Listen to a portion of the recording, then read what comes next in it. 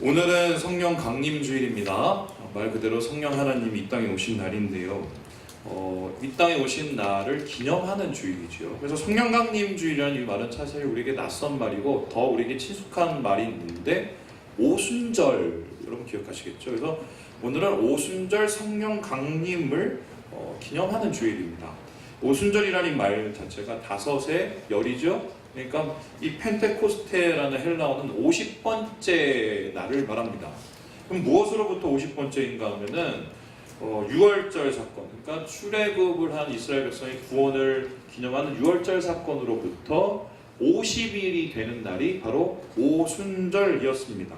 근데 이 성경에서는 단순히 6월절 이후에 50일이 아니라 오순절이 가지는 의미가 굉장히 큽니다. 근데 그 의미를 한 세 가지 정도로 나눌 수 있는데요. 이 첫 번째 오순절은 이스라엘 백성들이 시내산에서 율법을 받은 날이에요. 그래서 이 율법을 시내산에서 받고 하나님의 언약 백성이 됩니다. 우리 함께 출애굽기 19장 1절의 말씀을 같이 한번 읽어보도록 하죠. 시작. 이스라엘 자손이 애굽 땅을 떠난 지 출애굽한 이스라엘 백성이 시내산에 이르러서 3개월째 되던 날, 다시 정확히 번역하면 석 달째 되는 초하루 50일쯤 지난 후에 하나님으로부터 언약의 십계명을 받습니다.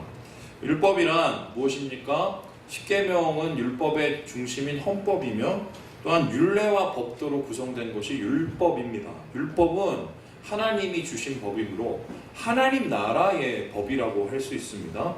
한 나라가 세워지기 위해서는 법이 필요하고 그 나라의 백성은 그 나라의 법을 지키죠. 그래서 이스라엘 백성이 율법을 받았다는 것은 하나님 나라의 법을 지키는 하나님의 백성이 되었다는 것입니다. 이날로부터 그들은 애굽에서 노예로 빌어먹던 인간들이 아니었어요. 하나님이 택하셔서 언약을 맺으시고 율법을 주신 하나님의 자녀이자 백성이 되었습니다. 그래서 오순절은 다시 말해서 이스라엘 교회, 이스라엘 공동체의 출발이라고 할 수 있습니다. 이날 이스라엘은 그냥 어정쩡한 유목민이 아니라 신앙 공동체로 탈바꿈하게 된 날이 오순절입니다. 오순절의 두 번째는 무엇이냐? 수확을 마무리하는 날, 특별히 보리 수확을 마무리하는 날이었습니다. 보리를 처음 걷어서 하나님 앞에 드리는 것을 처음 초자 열매실자에서 초실절이라고 하는데요. 이 초실절 이후에 하나님 앞에 계속 바쳐진 이 수확은 50일째 되는 날, 오순절에 마무리가 됩니다. 그러면 초실절에 드리는 보리가 많겠어요? 오순절에 드리는 보리가 많겠어요? 오순절에 드리는 보리는 엄청나게 쌓이겠죠. 그래서 오순절은 한마디로 수확의 기쁨이 있는 날입니다. 그래서 이때 사람들은 하나님 앞에 모여서 이렇게 풍성한 열매를 주신 하나님을 감사하고 하나님 앞에 영광을 돌리는 예배를 드립니다. 그래서 오순절은 다시 말해서 잔칫날이에요.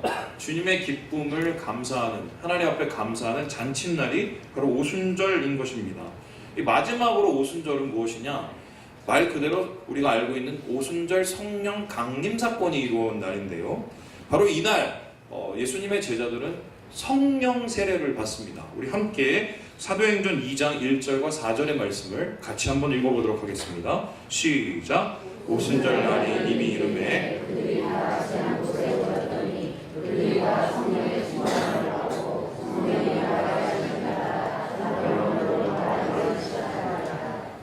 제자들은 자신이 없고 두려움에 떨던 사람이었는데 마가의 다락방에 모여서 할 수 있는 것이 기도밖에 없어서 기도에 집중을 했습니다. 그런데 예수님께서 약속하신 돕는 자, 보혜사 성령을 그들에게 보내주셨습니다. 성령이 어떻게 임하였냐? 급하고 강한 바람, 그리고 불같은 혀처럼 갈라져서 각 사람의 머리 위에 임하게 됩니다. 그런데 그 후에 어떤 일이 사건이냐면 이 사람들이 소위 말해서 미쳐버렸어요. 그러니까 미쳐도 제대로 미친 거예요. 어떻게 보냐면 성령 역사가 나타나서 방언을 해요. 이 방언은 그냥 알아듣지 못하는 방언이 아니라 하나님의 예수 그리스도의 복음을 전하는 방언이었어요. 뿐만 아니라 이 사람들은 기쁨을 이기지 못해서, 성령의 기쁨을 이기지 못해서 거리로 뛰쳐나갑니다. 그곳에서 복음을 가르쳤는데 베드로의 설교에 하루에 3,000명이 회심을 합니다. 여러분, 그래서 우리 교회가 부흥을 하려면 어떻게 되냐? 제가 미쳐서 나가서 외쳐서 3,000명이 회심을 하면 순식간에 3,000명 교인이 돼요. 예, 될까요? 이날은 특별히 하나님께서 그렇게 채워주셨어요. 급하고 강한 바람처럼. 그래서 신약교회가 바로 이날 시작하게 되는데, 마치 시내산에서 율법을 받은 이스라엘 백성들이 구약교회를 세우듯이 성령을 받은 예수님의 제자들이 예루살렘 교회를 세웁니다. 그게 초대교회죠. 뿐만 아니라 예수님의 사역의 열매가 이날 맺혀지는 거예요. 예수님의 사역의 열매는 최종적으로 교회입니다. 그러니까 교회는 7.7절인 오순절에 수학의 기쁨을 하나님 앞에 드렸던 것처럼 예수님의 구원 사역의 열매인 교회의 풍성함이 나타나는 날이 되는 것입니다. 그래서 결국 오순절을 한마디로 표현하면 뭐냐? 교회 생일이에요.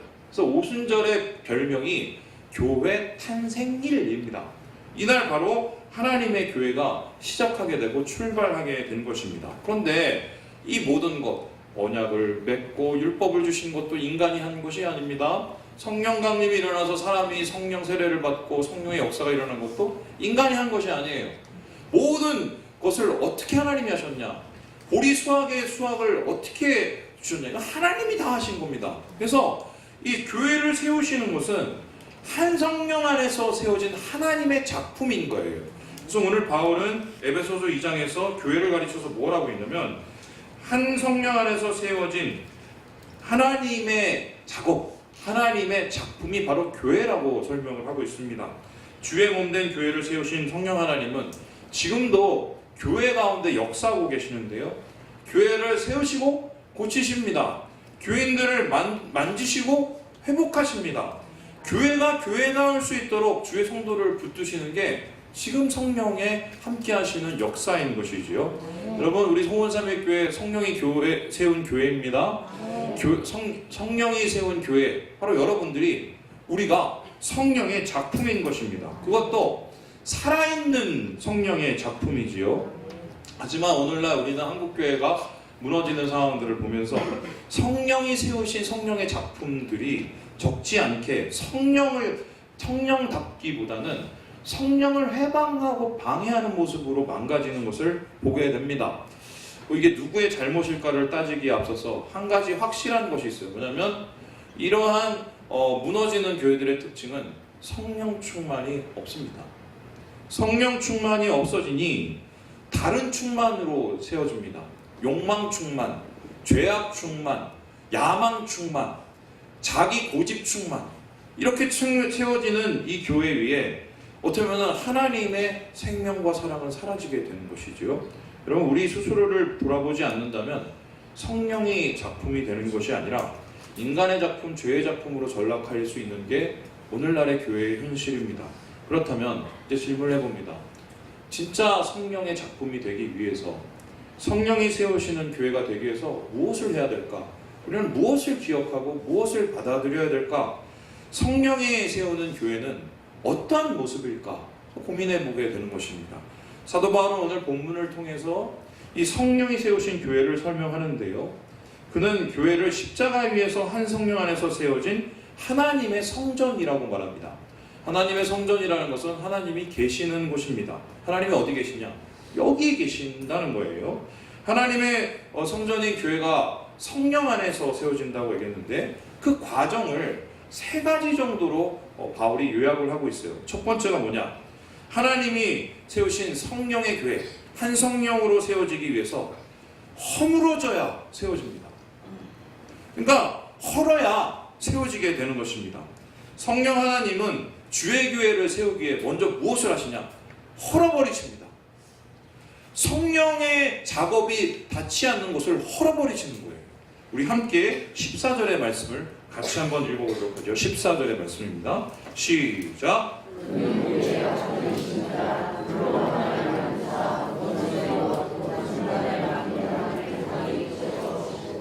지금 오늘 14절에서 육체의 것을 헐어버리시고 담을 헐어버리시고 교회를 세우신다고 말씀을 하십니다. 특별히 15절에서는 이렇게 세운 교회를 뭐라고 얘기하냐면 한 새 사람이라고 얘기합니다.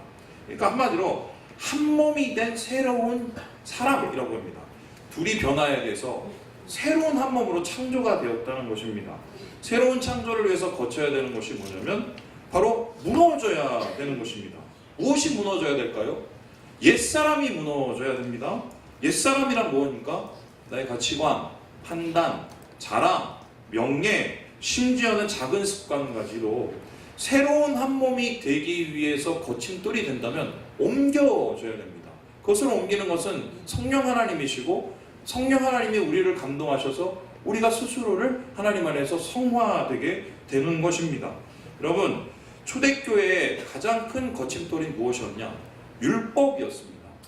율법이 왜 거침돌이었느냐? 오늘 시조절에서 율법을 가리켜 이렇게 얘기하는데요.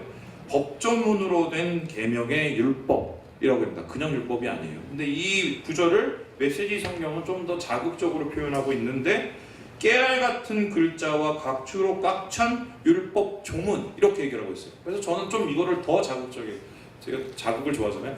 표현하면 뭐냐면 글자만 남은 껍데기 율법이라는 거예요. 그러니까 하나님께서 초대교회의 부흥, 초대교회의 성령의 교회를 만들기 위해서 뭐를 무너뜨렸냐? 글자만 남은 껍데기 율법을 헐어버리셨다는 거예요. 그러면은 율법이 무엇이 문제길래 이런가? 율법이 좋은 겁니다. 왜냐하면 생명을 위한 이 법인 것이지요. 사람 살리기 위해서 하나님 닮기 위해서 만든 것이 율법입니다. 그런데 이 율법의 중심에는 사랑이 있었습니다. 사랑으로 하나님이 쓰여서 우리에게 주셨고 그 사랑을 알게 우리가 사랑으로 하나님 앞에 율법을 지켰습니다. 하지만 시간이 지남에 따라 율법이 어떻게 됐습니까? 문자만 남게 됩니다. 문자만 남게 되면 어떻게 돼요? 사랑이 있었는데 그 사랑은 사라지고 의무만 남습니다. 뿐만 아니라 그 마음속에 생명이 있었는데 생명 대신에 남을 판단하고 정죄하는 도구가 되어버리고 마는 것입니다. 그래서 율법으로 이방인은 더 이상 상종치 못할 한마디로 지옥의 땔감거리가 되어버렸어요. 뿐만 아니라 율법 때문에 죄인들은 더 이상 건져지지 못할 구원받을 수 없는 구제불능의 존재가 되어버렸습니다. 사랑 대신 의무로, 생명 대신 정죄로, 껍데기만 남은 율법에는 미움과 정죄만 남고 이스라엘은 결국 죽은 신앙인들이 되어버리는 것입니다. 예수님은 손으로 지은 성전을 3일 만에 헐겠다고 얘기를 했어요. 그리고 내가 3일 만에 다시 짓겠다고 얘기했습니다. 그러면은 여기서 말하는 손으로 지은 성전이 뭐예요?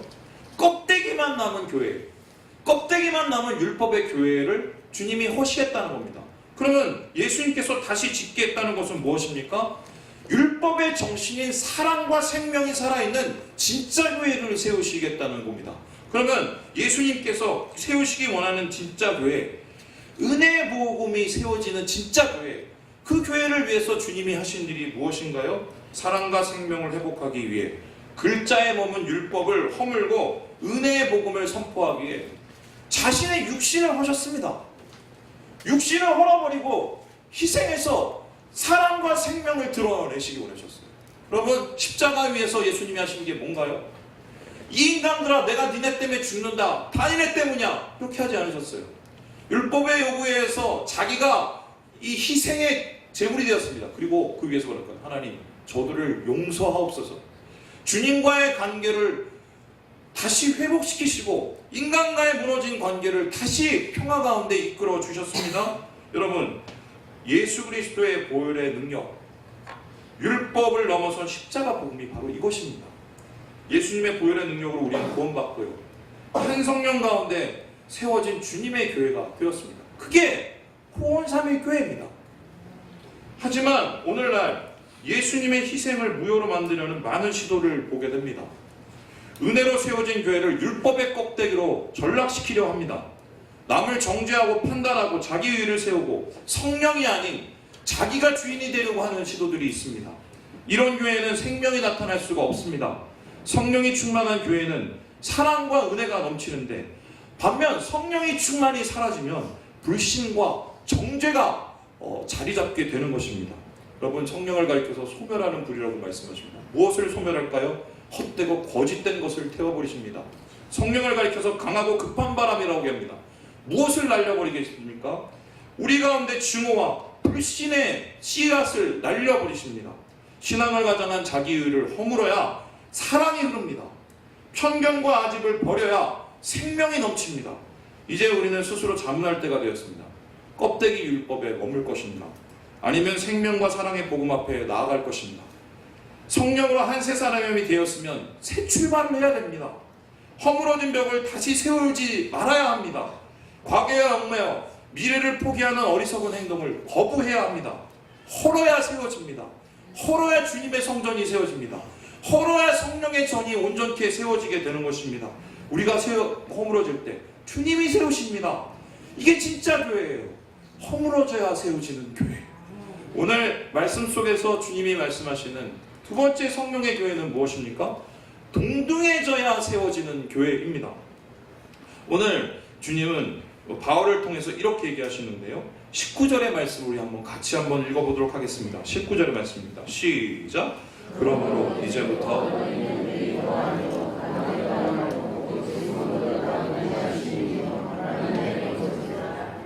여기서 특별히 우리가 쓰기 않는 좀 오래된 말을 씁니다. 권속이라는 말입니다. 이 권속이라는 말은 오이케이오스라는 헬라어인데 가족을 뜻하는 말이에요. 근데 이 가족이 한 밥상에 앉아서 밥이나 이렇게 같이 먹는 한 식구의 가족이 아니에요.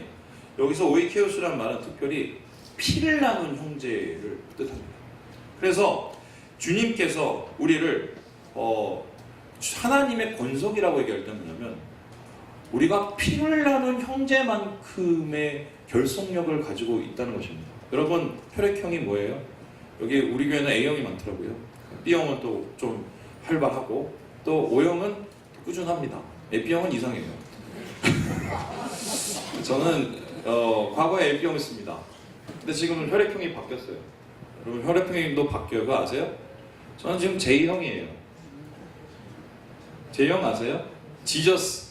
예수형 혈액형이에요. 왜냐하면 내 안에 예수 그리스도의 보혈이 흐르기 때문이죠. 여러분도 J형이에요. 아멘? 우리 어평적으로 자매 얘기합시다. 나는 J형입니다. 여러분, 이렇게 J형인 이 교회, 예수 그리스도의 피를 나눈 교회는 형제자매에게 상하 고조가 존재하지 않습니다. 섬김과 사랑의 빛만 남습니다. 교회는 계급이 존재하지 않고 직분과 직급도 봉사를 위해 세워진 소명일 뿐입니다. 신분도 차별도 존재할 수가 없습니다. 텃세도 공로도 내세울 수 없습니다. 그러나 우리 주님은 허무신 차별의 벽을 다시 세려하는 우리들의 이 미약한 모습을 안타까워하십니다. 혈연, 지연, 학력, 성량, 신앙 경력 등으로 형제 간에 각을 세우고 벽을 세우는 것, 여러분, 이것은 모두 본질이 아닙니다. 본질이 아닌 것은 폐기 처분 대상인 것입니다. 복음 앞에서 우리는 모두 평등합니다. 하나이고요, 가족이고요. 한 성령 안에서 세워진 교회는 세상의 가치관을 뛰어넘습니다. 세상을 놀라게 합니다. 인간의 죄된 본능을 극복합니다. 이게 복음이고 성령이에요. 여러분, 예전에 100년 전에 한국교회가 어떤 모습이었느냐, 넘지 못할 장벽이 있는 교회였어요. 예를 들어서 이런 거였습니다. 지금도 있는 교회인데 이름을 바꿨더라고요. 홍문삭골교회라는 데가 있었고요. 또 묘동교회라는 데가 있었습니다. 홍문삭골교회는 어떤 교회냐면 원래 승동교회에서 있다가 나온 성도들의 교회였어요. 근데 왜 나왔냐? 양반들이 이 교회에 갔는데 이 승동교회 백정들이, 한마디로 고기 잡는 백정들이 많았던 거예요. 그러니까 야, 어떻게 우리가 양반 참여를 쟤네들하고 같이 하느냐, 우리 자리 따로 달라고 요구를 했어요. 그랬더니 사무엘 무어 선교사님이 그거를 거부했습니다. 그랬더니 어떻게 했냐, 짐 싸들고 나가서 차린 게 홍문삭골교회입니다. 양반들의 교회를 차린 거죠. 뿐만 아니라 이 다른 교회도 있었는데요. 묘동교회라는 게 있습니다. 이 묘동교회는 뭐냐면 연동교회에서 나왔어요. 근데 연동교회에 갓바치 출신, 가족이 만드신 분이 장로가 피택이 됐습니다. 그랬더니 양반들이 다 돌고 나섰어요. 나는 천민 출신 장로를 세울 수 없다. 그리고 나갔어요. 그리고 세운 게 뭐냐? 묘동교회입니다. 근데 이런 일들이 조선시대 그 당시에 허다했어요. 근데 이러한 분위기를 역전시키는 일이 일어났어요. 그게 누구냐? 바로 금산교회의 이야기입니다. 금산교회는 선교사 테이트가 세운 교회라 할 수 있는데요. 특별히 그에게서 예수를 영접한 조덕삼이라는 분으로부터 시작이 되었습니다. 조덕삼은 한마디로 부자였습니다. 그래서 땅도 많고 지방 유지였어요. 그래서 예수 믿고 나서 자기 땅을 예배당으로 올려드렸습니다. 그리고 그의 땅을 아마도 벗어나지 않는 사람들은 대부분 교회에 왔어요. 자연적으로 그 교회는 조덕삼이라는 분에 의해서 세워져 갔어요. 그런데 문제가 뭐냐? 이 중에 이자익이라는 분이 있었는데 그 사람이 원래 뭐였냐면은 조덕삼 밑에서 머슴 살던 분이었습니다. 근데 머슴 살던 분하고 신앙생활을 하는데 너무 열심히 하는 거예요. 좀 지나서 이 세례교인이 30명이 넘었습니다. 장로를 세워야 되지요? 장로 투표를 했습니다. 두 사람이 후보로 올라왔어요. 한 사람은 조덕삼, 두 번째 사람은 이자익, 머슴 이자익이에요. 그러니까 양반과 머슴의 대결이에요. 누가 됐느냐? 머슴이 됐어요. 보통 이렇게 되면 시험 봤지요. 그런데 금산교회에 의해서 땅 헌물하고 예배당 건축하고 봉헌한 사람 자기를 안 세워주니까 누가 불안해하기 시작하느냐? 이 교회 교인들이 불안해하기 시작하는 거예요. 왜? 모두 다 이 조덕삼 씨의 덕을 보고 있는 사람인데, 야, 우리가 장로 안 세웠고 우리한테 피해가 가면 어떠냐? 이러고 다 두려워한 겁니다. 그리고 그 다음 주가 되었어요. 막 불이익을 당할까봐 불안해했었을 때 조덕삼 씨가 나와서 이렇게 얘기를 했습니다. 이렇게, 우리 금산교회는 참으로 훌륭한 일을 해냈습니다. 저희 집에서 일하고 있는 이자익 영수는 저보다 신앙의 열의가 대단하답니다. 참으로 감사하고 나는 하나님의 뜻을 겸허히 받아들여 이자익 장로를 잘 받들고 더 교회를 잘 섬기겠습니다. 당시에 세속적 가치관을 넘어섰어요. 묘동교회와 삭골교회를 부끄럽게 만들었죠. 교인들은 조덕삼의 인격에 감동하여 박수를 보냈고요. 당시로 결코 받아들여질 수 없는 주인 집사 머슴 장로라는 희한한 일이 벌어졌습니다. 조덕삼 씨는 자신의 말처럼 이자익을 최선을 다해 뒀습니다. 그리고 교회를 잘 이끌어 나갔고요. 2대 장로가 됩니다. 바로 이분들이에요. 이 둘의 얘기가 여기서 끝났다면 이거는 아마 사라지는 얘기가 됐을 텐데 그 이후의 얘기가 더 감동적입니다. 조덕삼 장로가 이자익 장로를 설득을 합니다. 내가 너를 장로님을 도와줄 테니 전적으로 지원할 테니 평양신학교에 가서 목회를 하라고. 그래서 평양신학교에 보내서 재정적인 모든 부분과 물심양면으로 그를 도와요. 그리고 이자익 씨가 그곳에서 목사로 안수를 받습니다. 그 이후의 이야기가 더 감동적인데 이 조덕삼 장로님이 이자익 이 목사님을 평양신학교 졸업하자마자 금산교회로 청빙을 해요.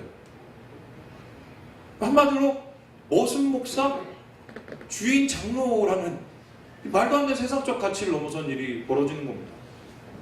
여러분, 진짜 교회가 뭔지를 보여주는 사건이었어요. 일대 모든 사람들을 부끄럽게 만드는 사건. 성령이 세우신 교회는 동등함으로 이루어진 교회인데 동등해져야 성령의 교회가 세워지는 것입니다. 그곳에서 성령 하나님 머무시고 성령 충만으로 은혜가 나타날 수 있는 거예요. 마지막으로 성령이 세우시는 교회는 무엇입니까?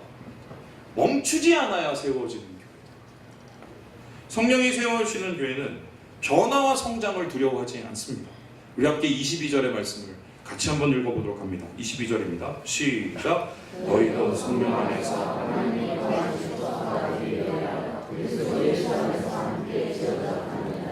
주님의 성전인 교회를 세우기 위해서 하나님의 열심은 쉼이 없습니다.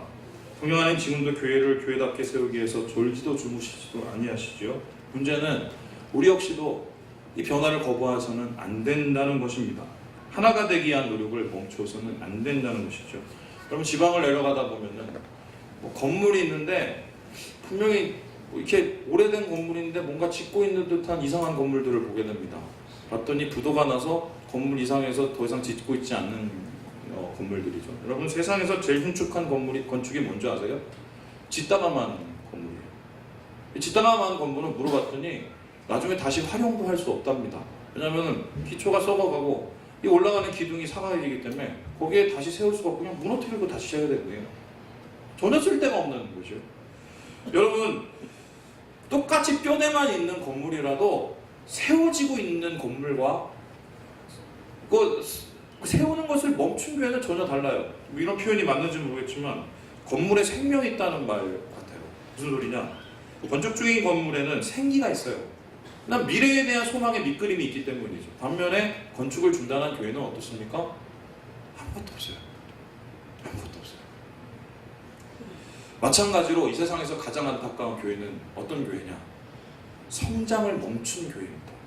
저 오늘 보수공사 뭐 열심히 하자고 돈 열심히 모자고 이 소리 하는 거 아니에요. 제가 말하는 성장은 사람 수 많이 못해서 여기 가득 차고 뭐 제가 나가서 설교해서 3,000명 되는 이 교회에 꿈꾸는 거 아니에요. 진짜 주님 원하시는 성장이에요. 뭡니까? 우리 가운데 생명과 사랑이 넘치는 하나가 되는 진짜 교회. 그럼 하나 되기 쉽나요?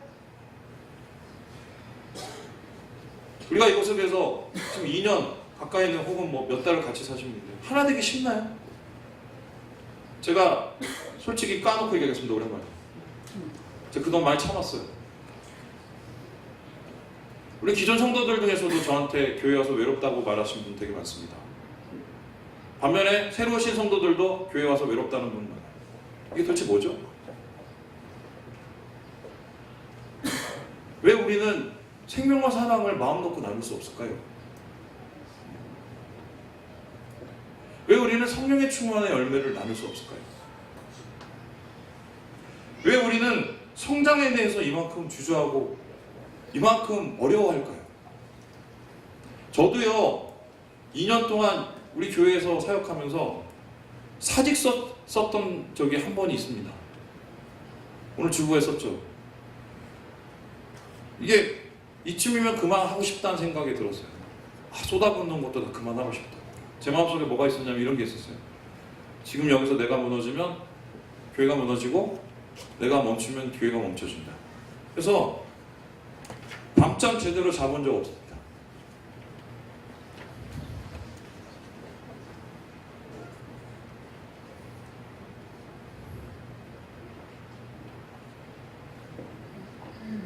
그런데 지금 돌아보니까 교만이었어요.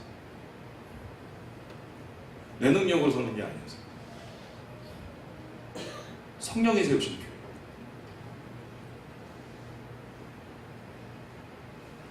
내 능과 힘이 무너질 때 주의 영이 세우시는 교회가 하나님의 교회.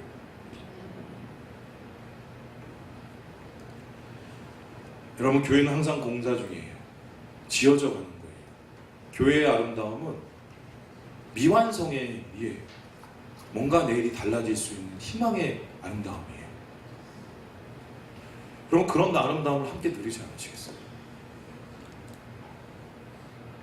저는 우리 교회의 아름다운 미래를 생각하면 마음이 부풀어서 잠이 안 와요.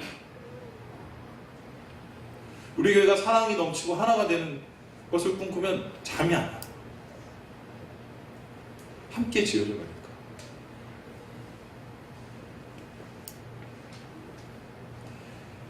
교회는 항상 개혁을 해야 되고요. 그 개혁은 나로부터 시작이 됩니다. 나는 개혁의 주체이자 개혁의 대상입니다. 우리는 내 교회를 세우는 게 아니라 성령의 교회를 세웁니다. 내 교회가 무너질 때 성령의 교회가 세워집니다. 내 판단과 내 자랑과 내 생각을 주의 교회를 위해서 내려놓을 때 진짜 하나님의 교회가 멈추지 않고 다시 세워지는 것입니다. 스바냐서 3장 17절 읽고 말씀을 마무리했으면 좋겠습니다. 시작. 너의 하나님 여호와가 너의 가운데 계시니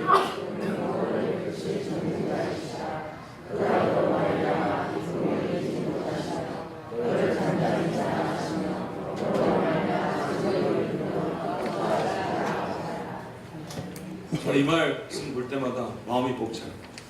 야, 우리가 주님의 기쁨이 될 수 있구나. 우리가 진짜 교회가 됐을 때 하나님이 춤을 추시는구나. 노래를 부르시는구나. 내가 그런 하나님의 성전을 함께 지어져 갈 수 있구나. 여러분, 같이 그렇게 했으면 좋겠어요. 진짜 진짜 한 성령 안에서 진짜 세워지는 교회를 함께 만들었으면 좋겠습니다. 주님이 세우신 홍은삼일교회 이제 31년 돼갑니다. 교회 생일인 이 성령 강림 주일, 성령의 충만함으로 세우는 이 교회를 함께 꿈꾸며 새로운 미래를 향해 나아가시는 모든 성도들 되시길 주님의 이름으로 축원합니다. 기도하겠습니다.